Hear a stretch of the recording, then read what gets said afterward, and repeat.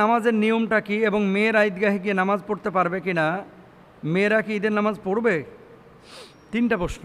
এক নম্বর হচ্ছে কোরবানি ঈদের নামাজ, এই নামাজ কিভাবে পড়তে হয়? যেহেতু এক বছর পর পরে হয়, এজন্য আমরা অনেকে ভুলে যাই। আল্লাহ কি বলছেন? ফাসল্লিলি রব্বিকা ওয়ানহার, তোমার রবের উদ্দেশ্যে সালাত আদায় করো এবং কোরবানি করো। হানাফি মাযহাব অনুযায়ী এই ঈদের নামাজটা হচ্ছে ওয়াজিব, মানে দুই ঈদের নামাজ, এবং অনেক আলেমের মতো এটা হচ্ছে সুন্নাতে মুআক্কাদা। সূর্য ওঠার পর থেকে জোহরের আগ পর্যন্ত ঈদের নামাজের সময়, সাধারণত সূর্য যখন দেখা যায় তার 15-20 মিনিট পরেই এই নামাজ আদায় করাটা উত্তম। নবীজি সাল্লাল্লাহু আলাইহি ওয়াসাল্লাম ফজরের নামাজ আদায় করে সাহাবী রিদওয়ানুল্লাহি আনহুম আজমাইনদেরকে নিয়ে ওই নামাজের স্থানে বসে থাকতেন, এবং যখন নামাজ শুরু হতো ফাঁকা জায়গায় যেয়ে ঈদের নামাজ আদায় করতেন। কিন্তু আমরা যেটা করি, ঈদের দিনেও অনেকে ফজরের নামাজ পড়ে না, অস্বীকার করতে পারবেন না। ঈদের দিন অনেকেই কিন্তু ফজরের নামাজ আপনারা পড়েন না, এটা একেবারে অনুচিত। ঈদের নামাজ ওয়াজিব, ফজরের নামাজটা হচ্ছে ফরজ। এখন আপনি ওয়াজিব নিয়ে টানাটানি করলেন, ফরজ পড়লেন না, এটা কিন্তু হইল না ভাই। এখন ঈদের আগে কি কি করতে হবে এগুলো নিয়ে আমরা অন্য আলোচনায় করবো ইনশাআল্লাহ তাআলা। রাসূল আকরাম সাল্লাল্লাহু আলাইহি ওয়াসাল্লাম এই নামাজ, ঈদের নামাজ যে আমরা আদায় করেছি, অতিরিক্ত 6টা তাকবীর দিয়েছেন, আবার কোনো কোনো বর্ণনায় 12টা তাকবীরের কথা বলা হয়েছে।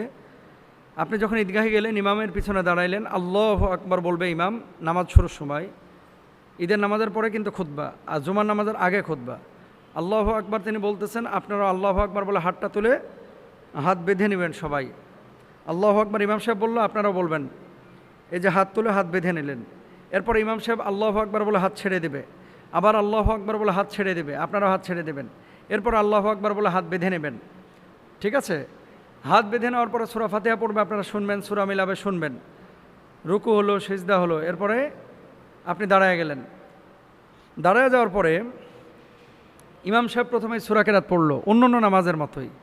সূরা কেরাত পড়ার পরে রুকুতে যাওয়ার আগে এবার অতিরিক্ত তাকবীরগুলো ইমাম সাহেব দেবেন। যেমন আল্লাহু আকবার বলে হাত তুলে হাত ছেড়ে দেবেন, আল্লাহু আকবার বলে হাত তুলে হাত ছেড়ে দেবেন, আল্লাহু আকবার বলে হাত তুলে হাত ছেড়ে দেবেন, এরপর আল্লাহু আকবার বলে আপনার রুকুতে চলে যাবেন।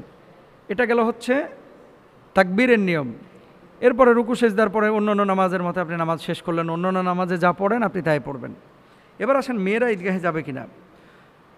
উম্মে আতিয়া রাদিয়াল্লাহু তাআলা আনহা তিনি বলছেন, উমিরনা আন নুখরিজাল আওয়াতিকা ওয়াল হুইয়াদা ফিল আইদাইন, আমাদেরকে নির্দেশ দেওয়া হতো যেন আমরা যুবতী নারী এবং ঋতুবতী নারীদেরকেও ঈদের দিনে বের করি। ঋতুবতী নারীর বিধান, ঋতুবতী নারী মানে যারা হাইজ বা মেনস্ট্রুয়েশন আছেন তারা নামাজ পড়বে না, কিন্তু ঈদগাহে গিয়ে দোয়া এবং খুতবায় অংশ নেবে। এখন শরীয়তে এই যে আমাদের হানাফি স্কলাররা অনেকে বলেন যে ঈদগাহে মেয়েরা যাবেন না, আরব বিশ্বের মেয়েরা পরিবেশ পাচ্ছেন, তারা যাচ্ছেন। বাংলাদেশে যদি কোনো ঈদগাহে পরিবেশ থাকে আপনারা মেয়েদেরকে নিয়ে যাইতে পারেন, কিন্তু যদি ঈদগাহে পরিবেশ না থাকে, ফিতনার আশঙ্কা থাকে, তাহলে আপনারা সেখানে নেবেন না। এখন অনেকে বলেন যে মেয়েরা হাটে যাচ্ছে, মাঠে যাচ্ছে, ঘাটে যাচ্ছে, পথে যাচ্ছে, সব জায়গায় মেয়েরা যাচ্ছে, আর হুজুররা খালি মসজিদে আর ঈদগাহে মেয়েদেরকে আটকাচ্ছে। মেয়েদেরকে আটকায় নাই হুজুররা, বরং পরিবেশটা দিতে পারে না। বাংলাদেশে কয়টা মসজিদে মেয়েদের নামাজের জায়গা আছে বলেন? যদি থাকতো ঈদগাহে অবশ্যই মেয়েরা যাইতো। আপনারা যেখানে পরিবেশ পাবেন যাবেন ইনশাআল্লাহ, এটা জায়েজ আছে।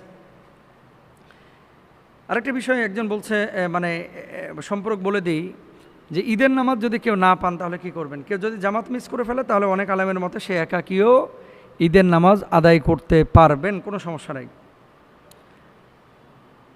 ঈদ আমাদেরকে কি শেখায়? তাকওয়া শেখায়, আনন্দ শেখায়। ঈদ আমাদেরকে ক্ষমা শেখায়, ঈদ আমাদেরকে ভালোবাসা শেখায়, ঈদ আমাদেরকে গরিব অসহায়দের প্রতি মায়া মমতা শেখায়। সুতরাং ঈদের নামাজ কিভাবে পড়বেন? আমাদের মেয়েদেরকে অনেক সময় এই ধরনের বিষয়গুলো থেকে, কাজগুলো থেকে দূরে রাখা হয়। এটা দূরে না রেখে তাদেরকে ইনভলভ করা, সম্পৃক্ত করা, এতে করে তাদের উপকার হবে ইনশাআল্লাহ। আল্লাহ বুঝদান করুক।